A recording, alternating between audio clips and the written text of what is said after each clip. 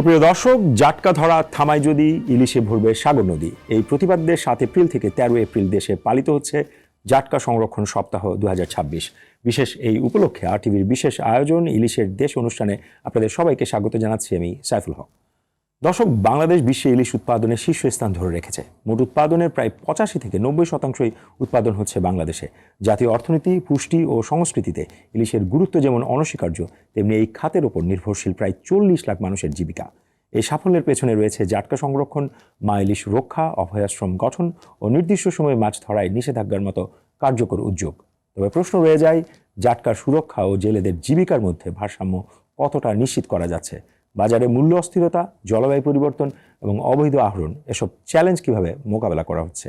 এসব প্রশ্নের উত্তর খোঁজার পাশাপাশি টেকসই ইলিশ সম্পদ ব্যবস্থাপনা, গবেষণা ও নীতি নির্ধারণের বাস্তবতা এবং জেলে সম্প্রদায়ের জীবনমান উন্নয়নের উপায় নিয়ে আজ আমরা আলোচনা করব ইলিশের দেশ অনুষ্ঠানে। আলোচনার বিষয় ইলিশ সম্পদ উন্নয়ন ও জেলেদের জীবন জীবিকা। আর বিষয়ে আলোচনার জন্য আরটিভি স্টুডিওতে রয়েছেন মৎস্য ও প্রাণী সম্পদ মন্ত্রণালয়ের অতিরিক্ত সচিব ও বাংলাদেশ মৎস্য উন্নয়ন কর্পোরেশনের চেয়ারম্যান জনাব মোহাম্মদ ইমামউদ্দিন কবির।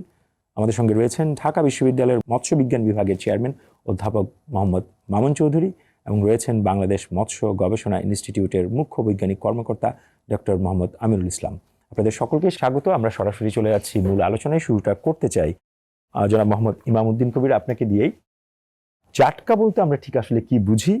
জাটকা সংরক্ষণ সপ্তাহ পালনের মূল উদ্দেশ্যটা কি এবং এর বাস্তব প্রভাব কতটা দৃশ্যমান?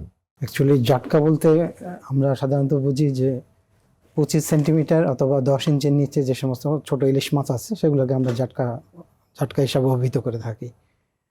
জাটকা সংরক্ষণ সপ্তাহ প্রতি বছর না, এবছরে সরকার জাটকা সংরক্ষণ সপ্তাহ পালন করে যাচ্ছে। জাটকা সংরক্ষণ পালন করার মূল উদ্দেশ্য হলো জাটকা ইলিশের সাথে সম্পৃক্ত মৎস্যজীবী, জেলে, আড়তদার, বরফকল মালিক সমিতি এবং বোট মালিক সমিতি সবাইকে সচেতন এবং উদ্বুদ্ধ করে এবং জনগণকে সম্পৃক্ত করে একটা সামাজিক আন্দোলনের রূপ দেওয়াটাই হচ্ছে জাটকা সংরক্ষণের মূল উদ্দেশ্য। জি, ধন্যবাদ। আমি আবারও আপনার কাছে আসব, একটু যেতে চাই ডক্টর আমিরুল ইসলাম আপনার কাছে।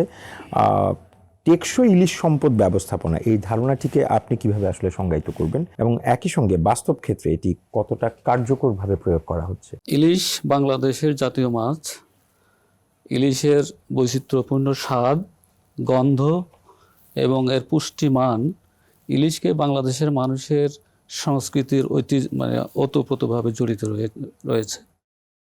ইলিশ বাংলাদেশে যত মাছ উৎপাদন হয় তার ম্যাক্সিমাম কিন্তু ইলিশের অবদান প্রায় 12%, এবং সারা পৃথিবীতে যে ইলিশ উৎপাদন হয়ে থাকে তার মেজর পোর্শনই বাংলাদেশে উৎপাদন হয়ে থাকে। বলা যেতে পারে যে 86% উপরে ইলিশ বাংলাদেশ থেকে আহরিত হয়ে থাকে। বাংলাদেশে আপনারা জানেন যে আমাদের যে ইলিশ, এটা জাতীয় মাছ, আমাদের অর্থনীতি, পুষ্টি চাহিদা পূরণ এবং মানুষের জীবিকার জন্য অত্যন্ত গুরুত্বপূর্ণ। ইলিশের যে প্রাকৃতিক প্রজনন, বৃদ্ধি এবং যে আবাস স্থল রয়েছে, এটা ঠিক রেখে, অর্থাৎ এটাকে বিনষ্ট না করে আমরা একটা পরিকল্পিতভাবে এবং নিয়ন্ত্রিত উপায়ে যদি ইলিশ আহরণ করাকে আমরা টেকসই ইলিশ সম্পদ ব্যবস্থাপনা বলছে। এর সাথে বেশ কয়েকটি বিষয় জড়িত রয়েছে। তার মধ্যে একটা হচ্ছে যে আমরা ইলিশের যে আবাসস্থল অথবা যেটা আমরা পরিবেশ বলছি সেটাকে আমরা নষ্ট করব না।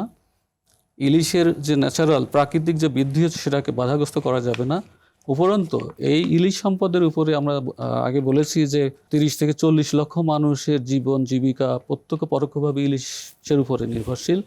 তাদের জীবন জীবিকাও যেন বাধাগ্রস্ত না হয় এটাও দেখতে হবে। এটাও কিন্তু টেকসই ইলিশ সম্পদ ব্যবস্থাপনার একটা অংশ। টেকসই ইলিশ সম্পদ ব্যবস্থাপনার জন্য যে সরকার বর্তমান যে বিভিন্ন ধরনের কর্মসূচি হাতে নিয়েছে সেগুলোর মধ্যে রয়েছে যে আপনার ডিমওয়ালা ইলিশ অর্থাৎ মা ইলিশ রক্ষা করার জন্য যে আপনার 22 দিন অক্টোবর নভেম্বর মাস, অথবা আমরা যদি বলি যে আশ্বিন এবং কার্তিকের ভরা পূর্ণিমা অবশ্য কভার করে 22 দিন আপনার নিষিদ্ধ সময় আরোপ করা হয়। পরবর্তীতে নভেম্বরের 1 তারিখ থেকে শুরু করে 30শে জুন পর্যন্ত বাংলাদেশে জাটকা ধরা, পরিবহন করা, বিক্রয় কিন্তু সম্পূর্ণ নিষিদ্ধ থাকে। তারপরে বিশেষভাবে এই যে আপনার নভেম্বর থেকে জুন পর্যন্ত বললাম, এর মধ্যে আবার 2টা মাস আপনার জাটকার জন্য অত্যন্ত গুরুত্বপূর্ণ, সেটি হচ্ছে মার্চ এবং এপ্রিল। এই মার্চ এবং এপ্রিল আপনারা জানেন যে বাংলাদেশে ইলিশের 6টি অভয়াশ্রম রয়েছে, তার মধ্যে 5টি অভয়াশ্রমে এই মার্চ এবং এপ্রিল 2 মাস মানে টোটালি সম্পূর্ণভাবে মাছ শিকার করা বা যে কোনো এখানে জাল নামানোই নিষেধ। ধন্যবাদ। আমি আবারও আসবো ডক্টর আমিরুল ইসলাম আপনার কাছে। এবারে যেতে চাই অধ্যাপক মামুন চৌধুরী আপনার কাছে। শুনতে চাই বাংলাদেশের জাতীয় অর্থনীতিতে আসলে ইলিশের অবদানটা কতখানি গুরুত্বপূর্ণ, এটি যদি একটু আমাদের দর্শকদের উদ্দেশ্যে বলেন, এবং একই সঙ্গে ইলিশ উৎপাদনে আমাদের যে সাফল্য তার পেছনের মূল চালিকা শক্তিগুলো কি কি? টোটাল 11টা দেশে ইলিশের উৎপাদন হয়, তার মধ্যে বাংলাদেশ এখন শীর্ষ অবস্থানে। আপনারা জানেন ভারত, পাকিস্তান, মায়ানমার, থাইল্যান্ড, আর অন্যদিকে সৌদি আরব, ওমান, বাহরাইন, কুয়েত, এসব দেশে উৎপাদন হয়, তার মধ্যে বাংলাদেশ শীর্ষ অবস্থানে রয়েছে। তো এটা টোটাল আমাদের যে মাছের যে উৎপাদন তার মধ্যে 12%, এবং সেটা জিডিপিতে 1% আমাদের অবদান রাখছে। সুতরাং এটা একটা বড় ইস্যু, ঠিক আছে, এটা আমাদের পজিটিভ, এবং এটা আরো বাড়তে পারে যদি আমরা আরো ওই যে টেকসই যেটা আমরা আপনি যেটা একটু আগে ইলিশ সম্পদ ব্যবস্থাপনা সেটা যদি পরিপূর্ণ হয় সেটা আরো বাড়বে। আর আমাদের বৈদেশিক মুদ্রা যেটা, সেটা আমরা প্রায় 300 কোটি আমরা পেয়ে থাকি, 300 কোটি ডলার, ঠিক আছে। এটা আমাদের একটা অ্যাচিভমেন্ট, ঠিক আছে। তো এটাও বাড়বে যদি আমরা ইলিশকে সঠিকভাবে ম্যানেজ করতে পারি। 80-র দশকের দিকে ইলিশের উৎপাদন বেশ ভালো ছিল, প্রায় টোটাল ফিশারিজের মধ্যে 20% ছিল, ঠিক আছে। বাট এটা কোনো না বিভিন্ন কারণে এটা ডিক্লাইন করে 2003-2-এর দিকে 2-3-এর দিকে দেখা গেলো এটা প্রায় 8%-এ নেমে গিয়েছিল। তো তখন এই 2005 সনে এটা বিএনপি গভর্নমেন্ট, তৎকালীন যে বিএনপি সরকার, তারা একটা hilsa fisheries management action plan তৈরি করলেন। আজকে কিন্তু সেটার উপকারিতাই আজকে আমরা পাচ্ছি, সেটার কারণ সেই ম্যানেজমেন্ট অ্যাকশন প্ল্যানের কারণেই আজকে কিন্তু এই অবস্থানগুলো তৈরি করা হয়েছে। ইলিশের যে ইলিশ প্রজননক্ষম ইলিশ সংরক্ষণ, এটা কিন্তু সেই অ্যাকশন প্ল্যানের অংশ, এবং জাটকা সংরক্ষণ যে আমরা যে বলছি যে নভেম্বর থেকে জুন পর্যন্ত, এটাও কিন্তু সেই প্ল্যানেরই অংশ। এবারে শুনতে চাই একটু জাটকা ও ইলিশ সংরক্ষণে বাংলাদেশ মৎস্য উন্নয়ন কর্পোরেশন বা বিএফডিসি কি ধরনের আসলে কার্যক্রম পরিচালনা করছে, এটা যদি একটু বলেন। জাটকা ও ইলিশ সংরক্ষণ মূলত একটি জাতীয় অগ্রাধিকার। আপনার বিএফডিসি সরাসরি মৎস্য আহরণের সাথে জড়িত না হলেও মৎস্য প্রাণী সম্পদ মন্ত্রণালয়ের তত্ত্বাবধানে মৎস্য অধিদপ্তরের সাথে সমন্বয় রেখে কাজ করে থাকে। গত বছর সরাসরি জেলেদের কাছ থেকে মাছ কিনে কার্লন বাজারে বিএফডিসির আড়তে মাছ বিক্রি করা হয়েছে, এবং কোনো মধ্যস্বত্বভোগীর হস্তক্ষেপ ছাড়াই। দ্বিতীয়ত হচ্ছে ঢাকা শহর বিএফডিসির কিছু ফিশ ভ্যান আছে, সেই ফিশ ভ্যানের মাধ্যমে বিএফডিসি ঢাকা শহরে বিভিন্ন স্থানে সরাসরি ইলিশ বিক্রি করে থাকে। এতে জেলেরা সরাসরি উপকৃত হয় এবং মধ্যস্বত্বভোগীদের দৌরাত্ম্যটা অনেকটা কমে যায়। সাধারণ মানুষের জন্য সুলভ মূল্যে ইলিশ সরবরাহের কোনো উদ্যোগ কি আসলে বিএফডিসির পক্ষ থেকে নেওয়া হয় কিনা? অ্যাকচুয়ালি সত্যিকারের যে জিনিসটা হচ্ছে যে ইলিশের প্রাপ্যতাটা আগের থেকে তুলনায় অনেক কমে গেছে এখন। এর নানাদিক কারণ আছে। ইলিশের যে অভয়াশ্রম, সে ইলিশের যে মাইগ্রেটরি রুটগুলো মাটিতে ভরাট হয়ে গেছে, সেখানে পলি পড়ে গেছে, বিভিন্ন কারণে এখন প্রাপ্যতাটা কমে গেছে এখানে। এবং মধ্যস্বত্বভোগীদের যে যারা দাদন প্রথা যার জেলেদের উপর, সেটার প্রভাব অনেক বেশি, যার কারণে সরাসরি বাজারে ইলিশ খুব কম আসে। মধ্যস্বত্বভোগীদের হাত হয়ে ইলিশ আসে। বিএফডিসি যদি আপনার সরাসরি ইলিশ পায় এবং মধ্যস্বত্বভোগীদের ছাড়াই যদি ইলিশ আনতে পারে, তাহলে প্রান্তিক যারা আপনার জেলে, তারা অনেক উপকৃত হবে। এবং বিএফডিসি আপনার চেষ্টা করে যাচ্ছে যে সুলভ মূল্যে জনগণের কাছে মাছ সরবরাহ করার জন্য, ইলিশ সরবরাহ করার জন্য। ধন্যবাদ জনাব মোহাম্মদ ইমামউদ্দিন কবির। আমি আবারও ফিরবো আপনার কাছে, আবার একটু ডক্টর আমিরুল ইসলাম আপনার কাছ থেকে একটু শুনতে চাই। অভয়াশ্রম বলতে আসলে আমরা ঠিক কি বুঝি, এটি যদি আমাদের দর্শকদের একটু বলেন, এবং একই সঙ্গে অভয়াশ্রম যে ব্যবস্থাপনার মাধ্যমে যে আমরা ইলিশ উৎপাদন বাড়াতে যে কী পদক্ষেপ আসলে নেওয়া হচ্ছে সেটিও যদি বলেন, এবং একই সঙ্গে ভবিষ্যতে আর কি উদ্যোগ নেওয়া হতে পারে। সাধারণত সাগর, নদী বা কোনো জলাভূমির কোনো একটি নির্দিষ্ট অংশ নির্ধারণ পূর্বক সেখানে বছরের কোনো একটি নির্দিষ্ট সময় অথবা সারা বছর মাছ আহরণ বা মাছ ধরা নিষিদ্ধ করা হয়। সেই এলাকাকে সাধারণত আমরা অভয়াশ্রম হিসেবে ঘোষণা করা হয় আর কি। তা বাংলাদেশে ইলিশের যে অভয়াশ্রম, সেটা পদ্মা, মেঘনা নদী এবং উপকূলীয় কিছু নদীর কিছু অংশ, এই এলাকায় আমাদের ইলিশের 6টি অভয়াশ্রম রয়েছে। একটু সংক্ষেপে বলি যে অভয়াশ্রমগুলোর অবস্থান কোথায়। তাহলে আমাদের 1 নম্বর অভয়াশ্রম হচ্ছে চাঁদপুর জেলার ষাটনল থেকে শুরু করে লক্ষ্মীপুর জেলার চর আলেকজান্ডার পর্যন্ত 100 কিলোমিটার। এটা 1 নম্বর অভয়াশ্রম ইলিশের। 2 নম্বর হচ্ছে ভোলার চর, যে ইলিশা যে ঘাট, ইলিশা থেকে চর পায়েল পর্যন্ত 90 কিলোমিটার। এটা 2 নম্বর ইলিশের 2 নম্বর। 3 নম্বর হচ্ছে আপনার তেঁতুলিয়া নদী, সেটাও কিন্তু ভোলা জেলার 100 কিলোমিটার দীর্ঘ। এটা 3 নম্বর অভয়াশ্রম। 4 নম্বর হচ্ছে আন্ধারমানিক যেটা পটুয়াখালীতে রয়েছে, সেটা 40 কিলোমিটার দৈর্ঘ্যের নদী, সেখানে একটা আমাদের ইলিশের অভয়াশ্রম রয়েছে। 5ম অভয়াশ্রম হচ্ছে পদ্মা নদীর নিম্নাংশে 20 কিলোমিটার, অর্থাৎ শরীয়তপুরের নড়িয়া থেকে শুরু করে ভেদরগঞ্জ পর্যন্ত 20 কিলোমিটার। এবং 6ষ্ঠ যে অভয়াশ্রম সেটা হচ্ছে বরিশাল জেলার মেঘনা নদীর যে হিজলা অঞ্চল রয়েছে, সেখানে 82 কিলোমিটার, অর্থাৎ বাংলাদেশে টোটাল 432 কিলোমিটার ইলিশের অভয়াশ্রম রয়েছে। তো এই অভয়াশ্রম ঘোষণা করার ফলে আমাদের কি হচ্ছে দেখেন, যে আজকে যে আমরা জাটকা সপ্তাহ উদযাপন করছি, এটা কিন্তু এই 5টা অভয়াশ্রমকে কেন্দ্র করে। অর্থাৎ আমাদের যে আন্ধারমণিক নদী, এটা আবার ব্যান পিরিয়ড থাকে অন্য সময়, 1 নভেম্বর থেকে, আর বাকি 5টার একই সময়। হ্যাঁ, বাকি 5টা আপনার এই মার্চ এপ্রিল 2 মাস। এর মধ্যে আবার 1 সপ্তাহ আপনার বিশেষ সপ্তাহ, জাটকা সংরক্ষণ সপ্তাহ উদযাপন করা হবে, যেটা আমাদের 7 তারিখে শুরু হয়ে এপ্রিলের 7 তারিখ থেকে শুরু করে 13 তারিখ পর্যন্ত চলবে। আমি আবারও একটু অধ্যাপক মামুন চৌধুরী আপনার কাছ থেকে শুনতে চাই, সেটা হচ্ছে জাটকা সংরক্ষণে আমরা ইতিমধ্যে জেনেছি যে মৎস্য অধিদপ্তর বেশ কিছু কার্যক্রম বাস্তবায়ন করেছে এবং করছে। তাহলে টেকসই ইলিশ উৎপাদনে আপনার বিশ্ববিদ্যালয় মৎস্য অধিদপ্তর সহ অন্যান্য প্রতিষ্ঠানগুলোর সঙ্গে আসলে কিভাবে সমন্বয় করে কাজ করছে একটু যদি বলেন। মূলত বিশ্ববিদ্যালয়গুলো আসলে গবেষণা ভিত্তিক কাজ করে, ঠিক আছে? তো সেক্ষেত্রে বিভিন্ন শিক্ষকরা তাদের ছাত্রছাত্রীদের মাধ্যমে বিভিন্ন রিসার্চ ইনস্টিটিউট, ডফ, বিএফআরআই কিংবা অন্যান্য যে রিসার্চ ইনস্টিটিউট আছে তাদের মাধ্যমে এই গবেষণাতে তারা অংশগ্রহণ করে, ঠিক আছে? তো সেই ক্ষেত্রে যে প্রজেক্টগুলো আছে সেই প্রজেক্টগুলোতে তারা অনেক ক্ষেত্রে থিসিস, মাস্টার্সের থিসিসগুলো করে বা বিভিন্ন সময় ইন্টার্নি করে। তো এগুলোর মাধ্যমে যেটা হচ্ছে যে আমরা উভয় পক্ষই বেনিফিটেড হই। ইলিশ সংরক্ষণে বিদ্যমান আইনগুলো আসলে কি একটু যদি একটু আমাদের দর্শকদের বলেন, এবং একই সঙ্গে এই আইন যারা অমান্য করছে, এই অমান্যকারীদের বিরুদ্ধে শাস্তির যে বিধানগুলো রয়েছে সেগুলো আসলে কতটা কার্যকর হচ্ছে? জাটকা ধরাটা, মজুত করা এবং আপনার বিপণন, এটা হলো আইনের শাস্তিযোগ্য অপরাধ। The protection of conservation of fish rules 1985 এর আপনার রুলস 13(1) এর এ অনুযায়ী অভয়াশ্রম হিসেবে গঠিত 6টি অভয়াশ্রম এলাকা, আমার পূর্ববক্তা বলছেন যে 6টা অভয়াশ্রম কোথায় কোথায় অবস্থিত, এগুলা সাধারণত লক্ষ্মীপুর, ভোলা, পটুয়াখালী, শরীয়তপুর এবং চাঁদপুর অবস্থিত। এই সমস্ত অভয়াশ্রমে মাছ ধরা বা মাছ পরিচালনা করা, মাছ ধরা বা সংরক্ষণ করা, মজুত করা আপনার আইনত দণ্ডনীয় অপরাধ।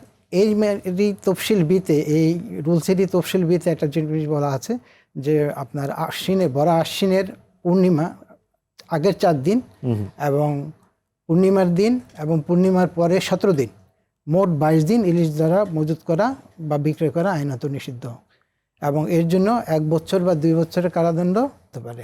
যে সমস্ত এলাকায় সাধারণত আপনার জেলে সম্প্রদায় বসবাস করে, সেই সমস্ত এলাকায় জেলে সম্প্রদায়কে আপনার বিজিএফ প্রদান করা হয় এবং সামাজিক নেটওয়ার্কের আওতায় তাদেরকে বিজিএফ প্রদান করা হয় এবং বিকল্প কার্যক্রম তাদেরকে উদ্বুদ্ধ করা হয়।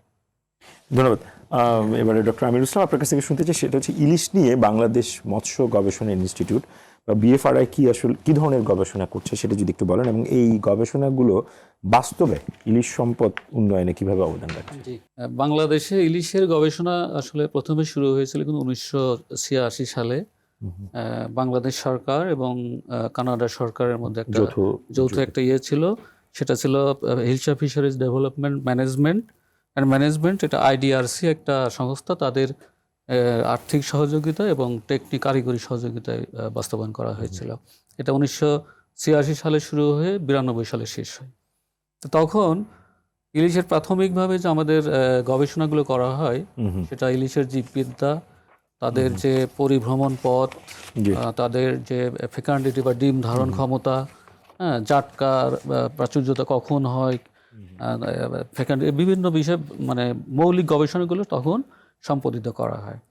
এই hilsa fisheries development management action plan, এটা কিন্তু বাংলাদেশ মৎস্য গবেষণা ইনস্টিটিউটের গবেষণার যে ফলাফল ছিল সেগুলো বিশ্লেষণ করে মৎস্য প্রাণী সম্পদ মন্ত্রণালয়, মৎস্য অধিদপ্তর, বিএফডিসি, বাংলাদেশ মৎস্য গবেষণা ইনস্টিটিউট, বিভিন্ন আন্তর্জাতিক সংস্থা, বিশ্ববিদ্যালয়, সমস্ত স্টেক হোল্ডারদের সাথে করে নিয়েই কিন্তু এইগুলো করা হয়েছিল। ধন্যবাদ। দর্শক, জাটকা সংরক্ষণ সপ্তাহ 2026 উপলক্ষে আয়োজিত আরটিভির বিশেষ আলোচনা অনুষ্ঠান ইলিশের দেশ অনুষ্ঠানে নিচ্ছে ছোট বিরতি। আমাদের সঙ্গে থাকুন, ফিরছি একটু পরে।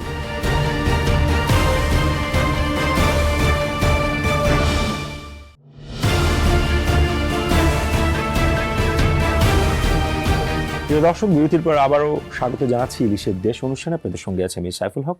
আমরা ফিরছি আলোচনায়। এবারে অধ্যাপক মামুন চৌধুরী, আপনার কাছ থেকে শুনতে চাই, বিশ্ববিদ্যালয়ের মৎস্য বিজ্ঞান বিভাগের যে কারিকুলাম, সেখানে ইলিশ সম্পদ ব্যবস্থাপনার বিষয়টাকে আসলে কিভাবে অন্তর্ভুক্ত করা হয়েছে এবং কতখানি গুরুত্ব দেওয়া হয়েছে সেটি যদি একটু বলেন। জি, ইলিশের গুরুত্ব তো অপরিসীম এবং সেই ক্ষেত্রে আমাদের সবগুলো বিশ্ববিদ্যালয়ে ইলিশের উপর বিভিন্ন ধরনের কোর্স আছে, ঠিক আছে। তবে সেগুলো সরাসরি ইলিশ মানে ইলিশ focusing on ilish, not that like, but fish, but এটা management, I mean for instance fisher resource management, fish ecology, ঠিক আছে, fish preservation and processing, তারপর ধর আমাদের fisheries policy and governance, fish population dynamics, এই ধরনের কোর্সগুলো কিন্তু সবই কিন্তু আপনার fisheries related, I mean ইলিশের রিলেটেড, ঠিক আছে। এগুলোর মাধ্যমে আমরা ইলিশের উপর গবেষণাগুলো করতে পারি। জি, আপনার কাছ থেকে আবারও একটু শুনতে চাই জনাব মোহাম্মদ ইমামউদ্দিন কবির, সেটা হচ্ছে জাটকা ও ইলিশ রক্ষায় জেলেদের জন্য সরকার আসলে কি ধরনের সহায়তা দিচ্ছে? সরকার প্রথমে যে জিনিসটা করেছেন যে সেটা হলো যে মৎস্যজীবীদের তালিকা প্রণয়ন করেছেন এবং তাদের একটি পরিচয়পত্র দিয়েছেন। 15 লক্ষ জেলেকে বিজিএফ বিতরণ করা হচ্ছে। এইটি ব্যান পিরিয়ডের ডিউরেশন অনুযায়ী কোথাও 20 কেজি, কখনো 25 কেজি, কখনো 40 কেজি। যেমন সমুদ্রে যে 58 দিন থাকে আপনার, সেই 58 দিনের জন্য 40 কেজি হারে বিজিএফ বিতরণ করা হচ্ছে আপনার। জি, ধন্যবাদ। ডক্টর আমিরুল ইসলাম, একটু যদি বলেন দর্শকদের জন্য যে টেকসই ইলিশ উৎপাদন ও গবেষণায় বর্তমানে প্রধান চ্যালেঞ্জগুলো আসলে আপনার দৃষ্টিতে কি, এবং এসব চ্যালেঞ্জ মোকাবেলায় আসলে কি ধরনের কৌশল গ্রহণ করা প্রয়োজন বলে আপনার মনে হয়? ইলিশ জেলে বা ইলিশের সাথে যারা জড়িত তাদের কিন্তু নিজেদের অনেক সময় জাল নৌকা এগুলো থাকে না, যার ফলে তাদের উপরে কিন্তু আপনার মহাজন, আড়তদার, দাদনদার, এদের কিন্তু একটা আরো মধ্যস্বত্বভোগিতার প্রভাব থাকে, যার ফলে তাদের ভাগ্যের পরিবর্তন খুব কম ঘটে। এটা কিন্তু একটা চ্যালেঞ্জ, মানে তারা করে যে তারা সব শ্রম দিচ্ছে, তারা কিন্তু মানে শেয়ারটা তাদের কিন্তু মানে খুবই কম হচ্ছে। আর একটা চ্যালেঞ্জ আছে যে আমাদের জানেন যে আমরা এতক্ষণ বললাম যে 22 দিন ব্যান থাকে, 58 দিন থাকে, তারপরে আপনার এই যে 2 মাস জাটকা ধরার থাকে, কিন্তু অনেকেই কিন্তু এই সময় আবার অবৈধভাবে আহরণ করে। এই টেন্ডেন্সিটা কিন্তু মানুষের মধ্যে রয়ে গেছে যারা থাকে। এমনও দেখা গেছে যে এই 22 দিনের সময় আত্মীয় স্বজন এসে এই এলাকার মানুষ যারা জেলে তাদের বাড়িতে আসে আশ্রয়, এরকম এলাকায় মানে যদি পাওয়া যায়। এটা একটা আমাদের জন্য ঝুঁকি বা চ্যালেঞ্জ, যেটাই বলেন না কেন, যে ওই সময় একটা উৎসবের মতো পরিণত হয়। আর একটা যেটা চ্যালেঞ্জ রয়েছে, স্যার বললেন যে ফিশ প্রোটেকশন কনজারভেশন অ্যাক্ট যেটা রয়েছে, এই আইন বাস্তবায়ন করা কিন্তু খুবই মানে মাঠ পর্যায়ে। কারণ হচ্ছে যে আইন এই বিষয়ে তারা অনেকেই মানতে চায় না, সুতরাং এটা বাস্তবায়ন করা কিন্তু একটু মানে অনেক বেশ কঠিন। নৌবাহিনী, মৎস্য অধিদপ্তর বা যারা জড়িত আছে অনেকেই কিন্তু আপনার আহত হচ্ছে এই মানে এটা করতে, যে আপনার গত বছর একজন হয়েছে ভোলাতে এরকম মানে প্রায় এরকম হয়। সুতরাং এটা একটা চ্যালেঞ্জ রয়েছে। আর একটা হচ্ছে যে আমাদের যে নদীগুলো রয়েছে, এই নদীগুলো কিন্তু আপনার নাব্যতা অনেক হ্রাস পাচ্ছে। গবেষণায় দেখা গেছে যে আমাদের বাংলাদেশে যতগুলো নদী আছে, মেজর নদী দিয়ে প্রায় 6 বিলিয়ন টন পরিবাহিত হয় বঙ্গোপসাগরে। তো এইটা কিন্তু আমাদের উজান, আপনি জানেন যে উজানের যদি আমাদের স্রোত না থাকে তাহলে কিন্তু এগুলা ডিসচার্জ হতে পারে না। তো ডিসচার্জ না হলে কি হচ্ছে, আমাদের বিশেষ করে 1 নম্বর অভয়াশ্রম যেটা বললাম, সেখানে কিন্তু অনেক 2 বছর ওখানে থাকার ফলে কি হচ্ছে, মাছ কিন্তু তার মাইগ্রেটরি রুট চেঞ্জ করে, অথবা ইলিশ খুব সেন্সিটিভ মাছ, ওর মানে গতিপথে বলছে যে প্রজননের জন্য তারা আসে না, অর্থাৎ যেখানে তার পূর্বপুরুষ প্রজনন করেছে নেক্সট জেনারেশন ওখানে সব প্রজনন করতে চায়, এটা হচ্ছে টেন্ডেন্সি। তো বাধা প্রাপ্ত হলে তারা কিন্তু মানে তাদের ডিরেকশন চেঞ্জ করে ফেলতে পারে।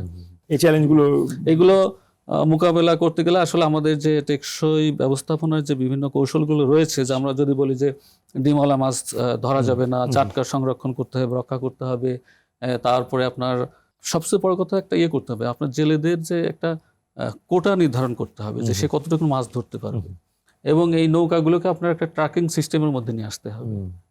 সর্বোচ্চ সহনশীল আহরণ মাত্রা যেটা, সেটা যদি এক্সিড করে তাহলে কিন্তু নেক্সট জেনারেশন আসার জন্য পর্যাপ্ত ইলিশ কিন্তু প্রকৃতিতে থাকবে না। নিশ্চয়ই। ধন্যবাদ ডক্টর আমিরুল ইসলাম আপনাকে। আমরা একেবারে সেই দিকে অধ্যাপক মামুন চৌধুরী আপনার কাছ থেকে একটু শুনতে চাই, জেলে সম্প্রদায়ের জীবনমান উন্নয়নে আর কি ধরনের পদক্ষেপ আসলে নেওয়া যেতে পারে বলে আপনি মনে করেন? প্রথম পদক্ষেপটা হচ্ছে ভিজিএফটাকে মডিফাই করতে হবে। এখন শুধু চাল দেওয়া হচ্ছে, শুধু চাল দিলে তো হবে না, চালের সাথে ডাল বা একটু তেল যদি দেওয়া হয়, আমার মনে হয় এটাতে তারা একটু বেশি উপকৃত হবে।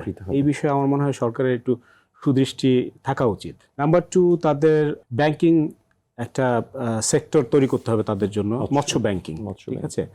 নাম্বার 3, তাদের একটা ভালো ইন্স্যুরেন্সের ব্যবস্থা করতে হবে। নাম্বার 4 হচ্ছে কি তাদের যে অল্টারনেটিভ ইনকাম জেনারেটিং অ্যাক্টিভিটিস, ঠিক আছে, যে সময় তারা মাছ ধরবে না তখন তারা আসলে কি করবে, তারা তখন কি করবে, বা যখন একটু কম মাছ পাচ্ছে তখন কি করবে, তাদেরকে বিভিন্ন ট্রেনিং দিতে হবে যে অন্য কি ধরনের বিকল্প কর্মসংস্থানে তারা যেতে পারে, ঠিক আছে। এছাড়া তাদেরকে নতুন ধরনের জাল বা নতুন ধরনের ইকুইপমেন্টস, নতুন ধরনের নৌকা, এগুলো কেনার জন্য যথেষ্ট পরিমাণ সহজ শর্তে কিংবা বিনা সুদে ঋণ দিতে হবে। জি, ধন্যবাদ। আমরা একেবারে অনুষ্ঠানের শেষ পর্যায়ে জনাব মোহাম্মদ ইমামউদ্দিন কবির আপনার কাছ থেকে সবশেষ যেটি শুনতে চাই সেটা হচ্ছে জাটকা সংরক্ষণে সাধারণ মানুষের প্রতি আপনার আসলে কি বার্তা বা প্রত্যাশা একটু যদি বলেন দর্শকদের। মানুষ কিন্তু আগের চেয়ে আইন শৃঙ্খলা পরিস্থিতির অনেক উন্নতি হয়েছে। আগের চেয়ে মানুষ কিন্তু এখন অনেকটা আইন মেনে চলে, প্রবণতাটা বেড়েছে। বিশেষ করে বর্তমান সরকার আসার পর আইন শৃঙ্খলা পরিস্থিতির যথেষ্ট উন্নতি হয়েছে। আপনার প্রিন্ট এবং ইলেকট্রনিক মিডিয়া যথেষ্ট প্রচার করছে। যেমন আমরা আজকে আরটিভির অনুষ্ঠানে দেখতে পাচ্ছি যে জাটকা সংরক্ষণ সপ্তাহ 2026 উপলক্ষে আরটিভি বিশেষ অনুষ্ঠান প্রচার করছে। আপনার এই সমস্ত কার্যক্রম গ্রহণ করার কারণেই আপনার জাটকা আপনার সপ্তাহটা ফলপ্রসূ হচ্ছে এবং ইলিশের উৎপাদন আস্তে আস্তে বৃদ্ধি পাবে বলে আমরা আশা করি। সর্বশেষ একটা আরটিভির দর্শক এবং সকলকে ধন্যবাদ জানাই, এবং সর্বশেষ একটা জিনিস আমি মানুষের কাছে প্রত্যাশা হলো যে ধরবো না জাটকা, ইলিশ খাবো টাটকা। আপনাদের সকলকে অসংখ্য ধন্যবাদ। দর্শক, জাটকা সংরক্ষণ সপ্তাহ 2026 উপলক্ষে আরটিভির বিশেষ আলোচনা অনুষ্ঠানে ইলিশের দেশ আজ এ পর্যন্ত। সবাই ভালো থাকুন, সুস্থ থাকুন, সঙ্গে থাকার জন্য অসংখ্য ধন্যবাদ।